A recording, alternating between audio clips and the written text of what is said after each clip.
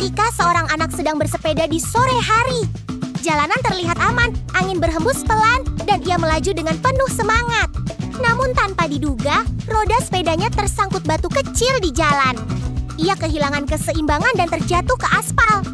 Tangannya menahan tubuh, lututnya bergesekan dengan permukaan jalan.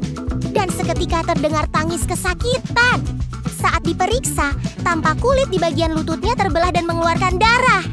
Luka terlihat tidak rata, sedikit kotor oleh debu dan pasir yang menempel. Situasi seperti ini sering terjadi di sekitar kita, baik pada anak maupun orang dewasa.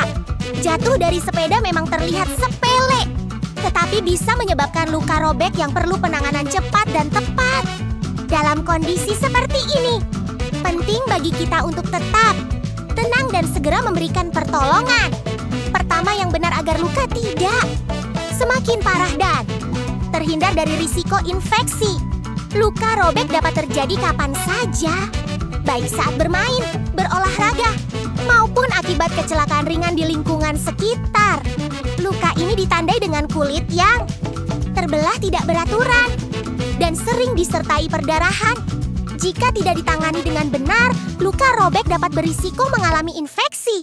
Oleh karena itu, penting bagi kita untuk mengetahui langkah pertolongan. Pertama yang tepat saat terjadi luka robek.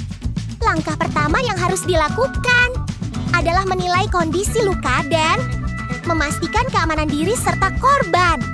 Pastikan lingkungan sekitar aman sebelum memberikan pertolongan. Perhatikan apakah luka tergolong ringan, dengan perdarahan minimal dan tidak terlalu dalam.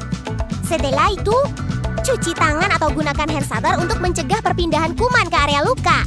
Kebersihan tangan merupakan langkah awal yang sangat penting dalam mencegah infeksi. Langkah berikutnya adalah membersihkan luka. Bersihkan luka menggunakan air bersih yang mengalir atau larutan. Salin untuk menghilangkan kotoran, debu, dan benda asing yang menempel. Pembersihan luka bertujuan untuk mengurangi jumlah kuman yang dapat menyebabkan infeksi. Hindari penggunaan alkohol atau bahan kimia keras karena dapat merusak jaringan dan memperlambat proses penyembuhan. Jika terdapat perdarahan ringan, hentikan perdarahan dengan memberikan tekanan lembut menggunakan kasa steril atau kain. Bersih selama beberapa menit. Tekanan dilakukan secara perlahan hingga darah berhenti keluar. Setelah luka bersih dan perdarahan berhenti, tutup luka dengan kasa atau perban steril. Penutupan luka berfungsi untuk melindungi jaringan yang terbuka dari kuman dan menjaga luka tetap bersih. Pastikan balutan tidak terlalu ketat agar sirkulasi darah tetap lancar. Penting untuk diingat, hindari penggunaan bahan yang tidak dianjurkan, seperti kopi, pasta gigi, atau obat gosok pada luka, karena dapat meningkatkan risiko infeksi dan menghambat penyembuhan.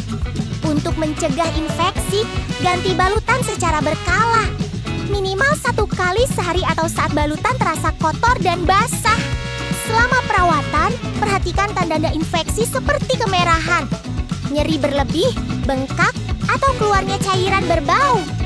Jika tanda tersebut muncul, segera cari bantuan tenaga kesehatan. Dengan memahami dan menerapkan langkah pertolongan pertama luka robek secara benar, kita dapat mencegah infeksi, mempercepat penyembuhan, dan meningkatkan kesiapan bertindak dalam situasi darurat. Ingat, pertolongan pertama yang tepat adalah langkah awal untuk menjaga keselamatan dan kesehatan